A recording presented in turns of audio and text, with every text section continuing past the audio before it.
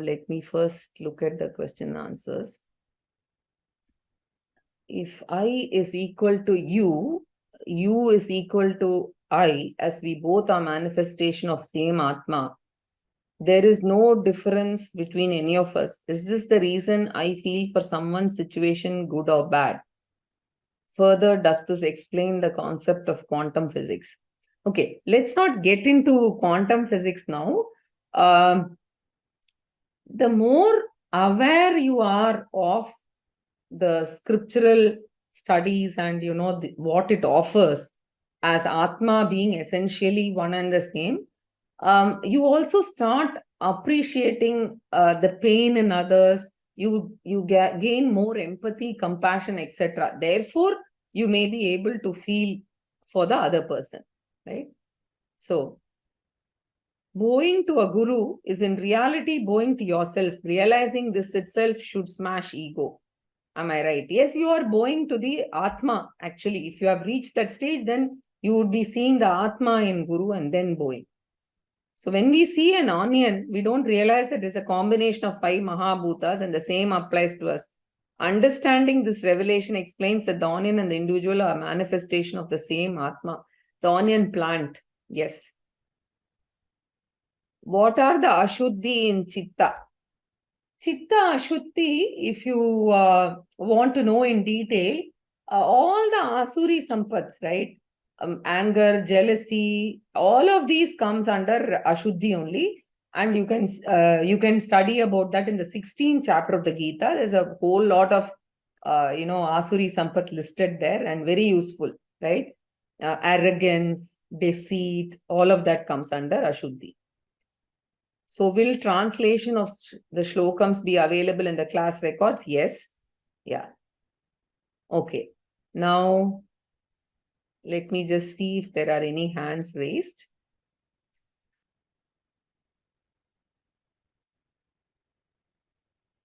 Kishore Acharya ji, go ahead. Okay, I have unmuted. Can you hear me? Yes, go ahead.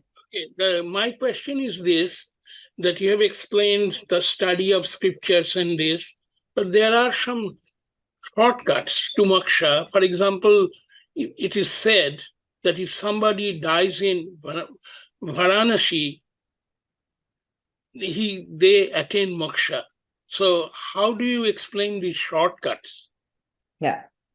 All of these shortcuts can be explained in a very consistent manner. A is, for instance, Gajendra got moksha, etc. The study must have happened in a previous janma, or if a person has done a lot of good things and is going to say die in Kashi, he is going to have a janma where he would have a great teacher and he would attain moksha.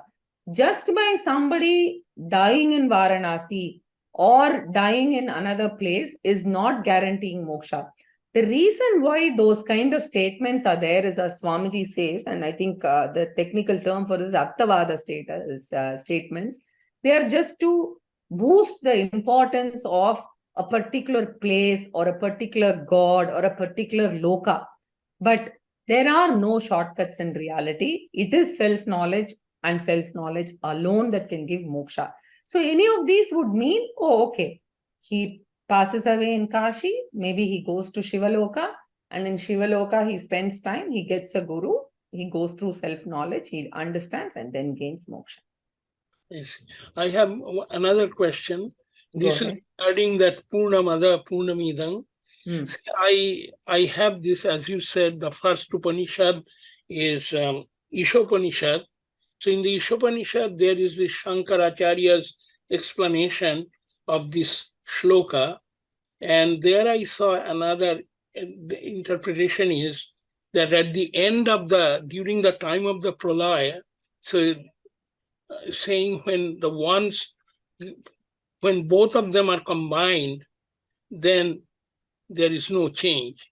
So you are saying that taking away, and in the Shankaracharya's explanation, it's saying with. So one is the addition. And yes, basically it is Jivatma Paramatma Aikyam.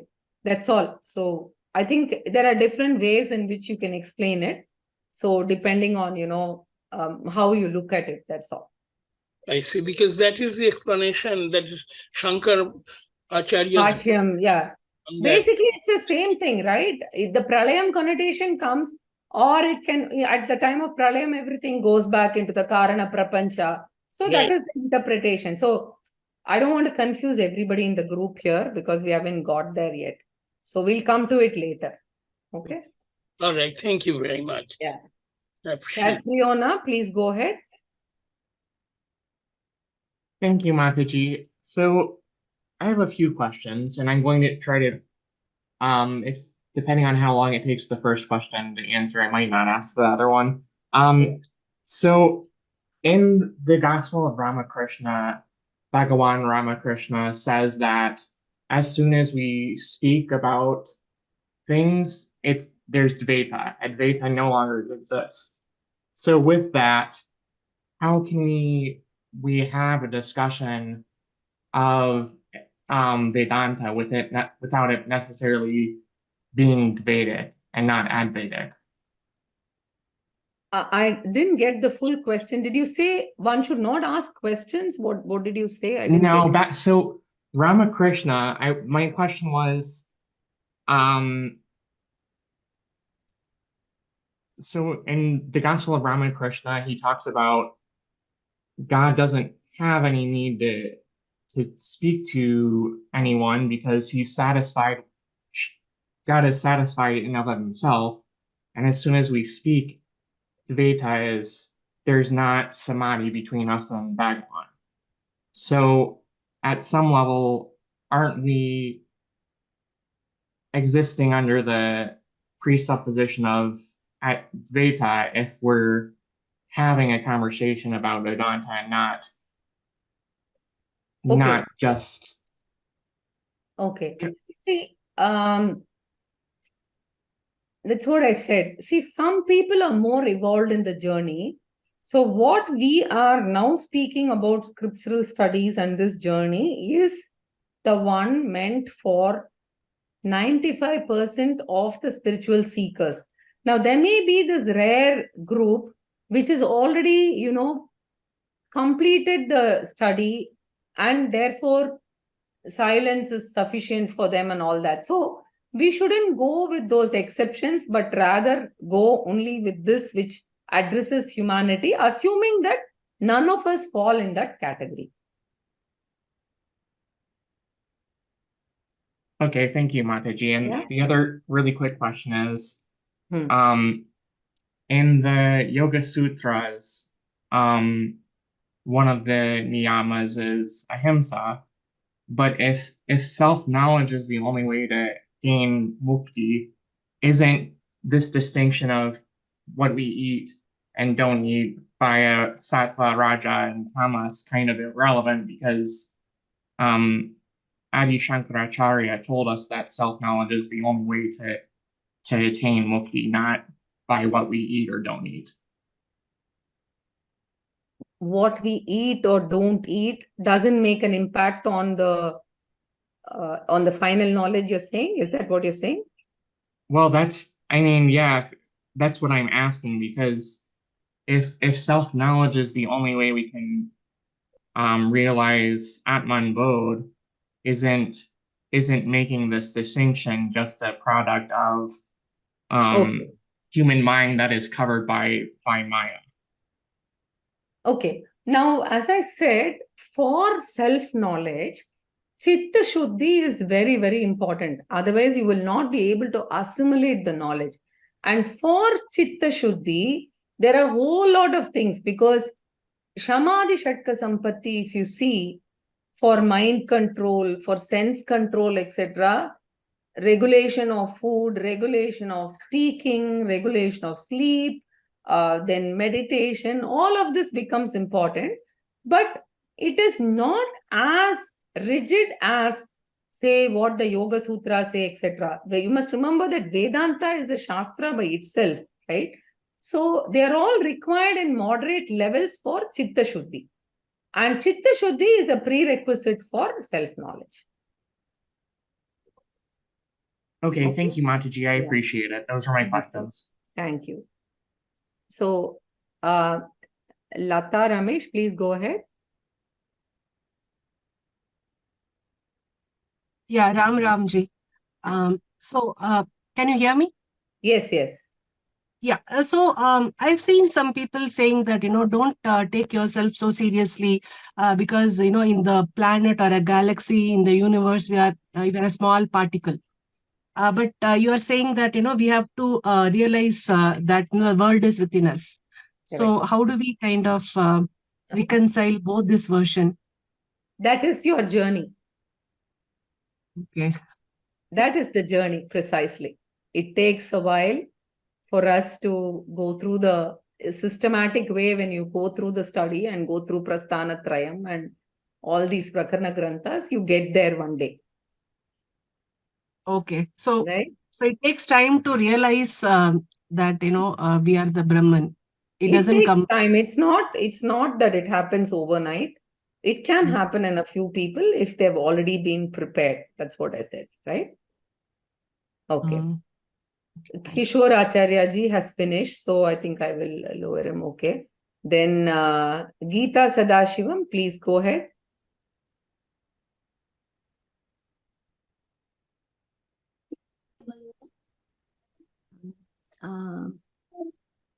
If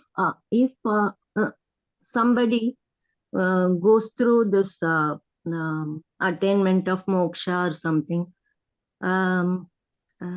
if he has dementia or something like that, we are using the brain to do all the realization and everything, right? This is we are using this shariram, part of shariram only. So if somebody went through dementia or something happens to their brain dysfunction, so what happen for them? Very good question. Even I've thought about this many times. See, what happens is when we start young and go through these for many years, many decades, this gets into the subconscious, right? So in dementia, maybe we don't know, right? Maybe the person is not able to remember superficial things, but what has gone into the subconscious may be there. That's why sometimes you see that they speak about childhood and younger friends, etc. So whatever has gone in as an imprint into the subconscious, which is bound to happen as part of the systematic study, which will definitely place you in good state to continue the journey, spiritual journey thereafter. So maybe he will get moksha now because this might be the last bit of the prarabdha that person is exhausting, or he's going to continue and be born in a very conducive family and environment so that he can continue the journey after that. Okay. Okay. Venkateshwaran Mahodaya.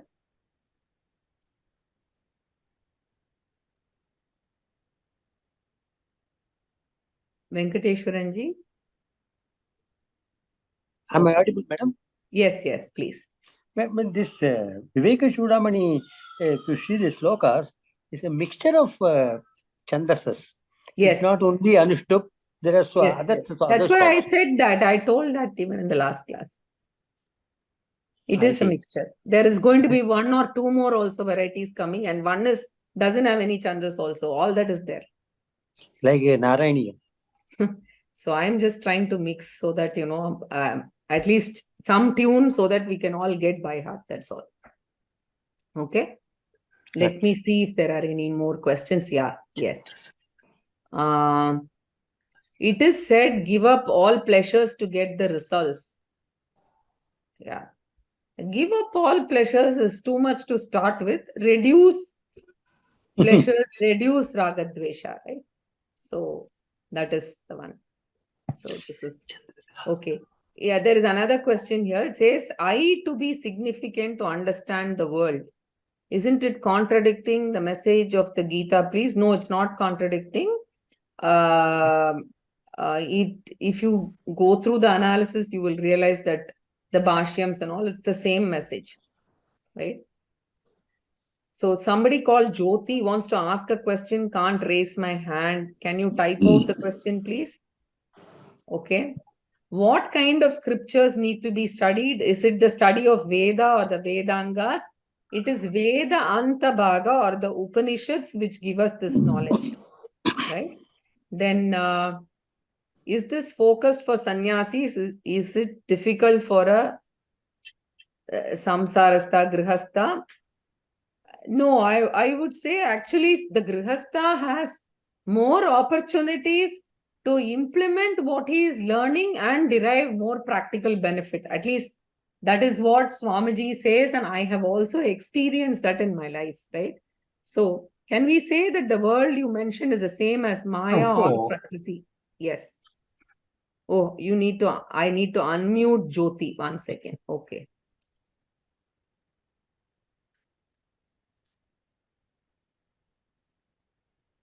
Okay, go ahead, Jyoti. Thank you, Guruji.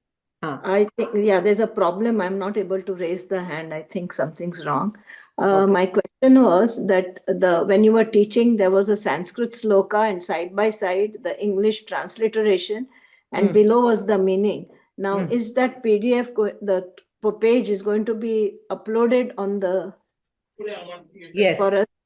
Yes, it will be uploaded. You can take a look at it. Yeah. Basically, I am trying to write the meaning from what I've understood in class, and I'm trying to put that in. So feel free to download it. It will be there in the site. Yeah, because that's much easier as you're doing the course, to read the meaning. Yeah, because otherwise we're just chanting the sloka without knowing what it is. So, yeah, that is one there, thing. but only thing is as I teach, I'm correcting, I'm writing my own, version of it. So as the classes get over, it will be available.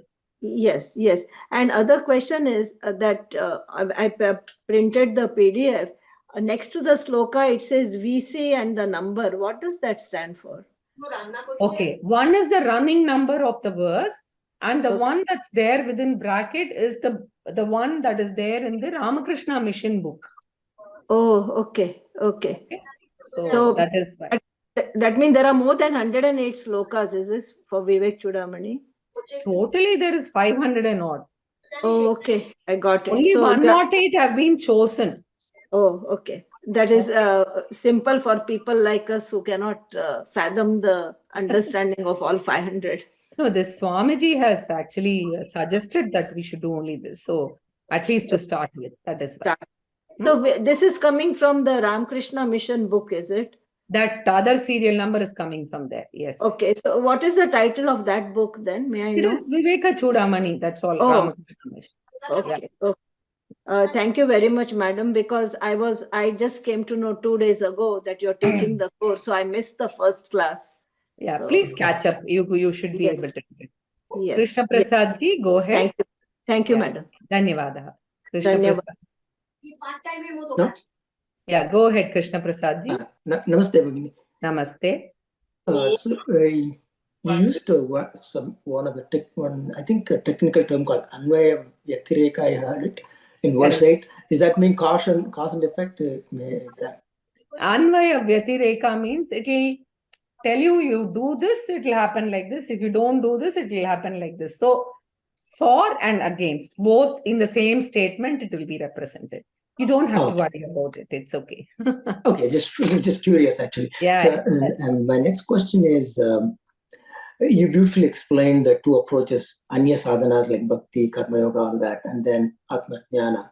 So my related question is, let's say a scenario, I do the Anya sadhanas and exhaust all my karmas, and I could theoretically become a Viveka Mukti, which can be a moksha, and another scenario is I do Anya sadhana, do all the sadhana chatushtaya, and then do the Atma Jnanam and become Jivan Mukti. That is also a path to moksha. Is that a correct understanding, or how? No. Everything that you do is only for Chitta Shuddhi, right? Chitta Shuddhi means Shamaha, which is part of Shamadhi Shatka Sampattihi. So ultimately, everything will result in your getting these 4 qualifications, and the 4 qualifications will help you gain self-knowledge. Right, but in case if you by Anya Sadhana, if you exhaust all the karmas, you become a Videha Mukti. You can't also, exhaust right? all the karmas. How will you exhaust? It can become zero because I do. But on the other way, if you do Atma Jnanam, self-inquiry, you can, that not, even if you have a remainder of karmas, that becomes extinct, nullified. Right? Because, yes, through Atma Jnanam, yes. But that is Jivan Mukti. Whereas what I meant by exhausting karmas is you be in bhakti and shraddha and just karma yogas. You basically nullify all your bad karmas. That means you become zero. Your equation becomes zero. I think Videha Mukti, right? No. You won't be able to nullify all the bad karmas at all, because the Sanchita karma is still there. So Videha Mukti is nothing but, I don't want to get into the discussion today. Videha Mukti is nothing but a person who's a Jivan Mukta all his life. At the end of his life, through Jnanam, his Sanchita karma is going to become zero, and therefore he is going to get Videha Mukti. That's all. So let's not get into the details now, because it's too much for everybody else. Okay, we'll come to it later. Thank you very much. Okay. Yeah. Sushila Venkatraman. Madam, I'm Venkatraman speaking. Yes, please go ahead. We have attended Sushila last time your Tattva Bodha. Okay. And now I started reading this Vivekachudamani published by Swami Chinmayananda. So I have progressed in between. Certainly very slow progress to understand. So basic question is, apart from going through your course, will reading only the book is sufficient, or I have to search for a guru also? You don't need anything actually, because Swamiji taught this course during Corona, and I think we've all been blessed to get one of those. It was a very beautiful rendering of 108 verses. It's more than enough. I'm going to cover all the slides, so you don't even have to buy any book. If you want to buy, buy Ramakrishna Mission book. No problem. No. Maybe I made it. I didn't say properly. I'm already reading this Vivekachudamani by Swami, with commentary by Swami Chinmayananda. That book is in front of me now. Yeah. So combined, your course and this book is sufficient for us to progress in the path. More than enough. Okay. That's what I wanted. Yeah, Thank you. I wanted to tell you don't have to buy anything newly for this. No. This was somebody else's friend's book. I got it, and it's quite dense to read. It's very slow, but it's highly revealing. That's all I can tell. Okay, very nice. So I think there are no more questions. And as I said, it will be good if, I've given this guideline here. When you have a question, you put it in and see whether you still have the question after some time, because I might cover it in the class itself. And then at the end of it, we can go through the questions. There's no problem. And I'll try and also see if, I think the questions will also start coming down, because as I start answering. So we will see, from next week. The other thing I wanted to remind you all is, from next week, if anybody wants to chant in the same way, this is going to be put up on the portal. You can download it. And if anybody gets used to it, you don't have to get by heart, but you must be able to chant fully. Let me know in advance. Maybe 2-3 weeks you take time after that. And, you can, anybody who wants to chant can chant. I don't have to play it. Okay? Madam, I have one more question. The first slokas which you had put about Guru, is that also will be uploaded? Yes. They will all be there. Last week's classes also are there. Yes. Yeah. And the Guru slokas also, because they were very nice. Sure. Your Guru and the first Yeah, first one. Yes, yeah. yes, that is there in the recording. It is there in the PDF also.